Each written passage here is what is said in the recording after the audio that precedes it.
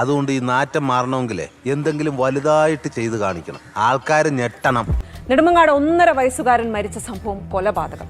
അത് മതി. അപ്പൊ ഈ കിടക്കനായിട്ട് എനിക്ക് ചെയ്യാല. നമസ്കാരം, രേണുസുതിയാണ്. ഞാൻ രാവിലെയാണ് ഒരു വാർത്ത അറിയുന്നത്. ഒരു കുഞ്ഞിനെ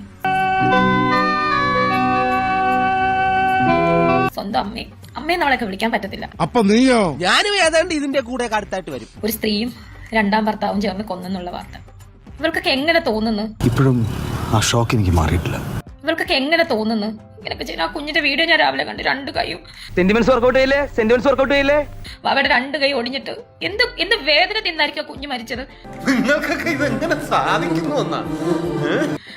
ആ കുഞ്ഞിന്റെ ആത്മാവിന് നിത്യശാന്തി കൊടുക്കണേ എന്നൊരൊറ്റ പ്രാർത്ഥന ഉണ്ടാവും. അയ്യോ, പച്ചവെള്ളം ചവച്ചു കുടിക്കണ പഞ്ചപാവം അങ്ങോട്ട് ഇറങ്ങിയില്ലടേ.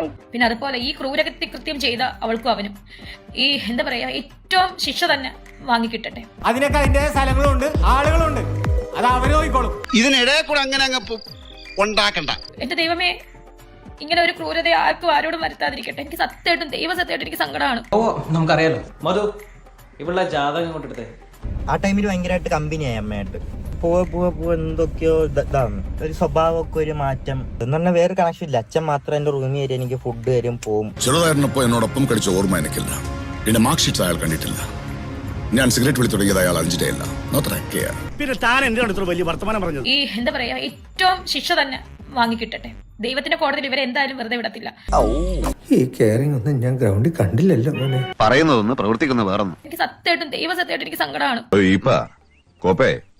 ഇത്തരം ചില തൊട്ടി നമ്പറുകൾ വെച്ച് കൂടുതൽ അങ്ങോട്ട് പൊലിപ്പിക്കണ്ട. ഇനി കുറച്ചു നേരം റെസ്റ്റ് എടുത്തോളൂ. ഇനി അടുത്ത ആളെ കാണുമ്പോ കരയാട്ടാ. എന്തൊരനുസരണം. എന്റെ ദൗത്യം കഴിഞ്ഞു.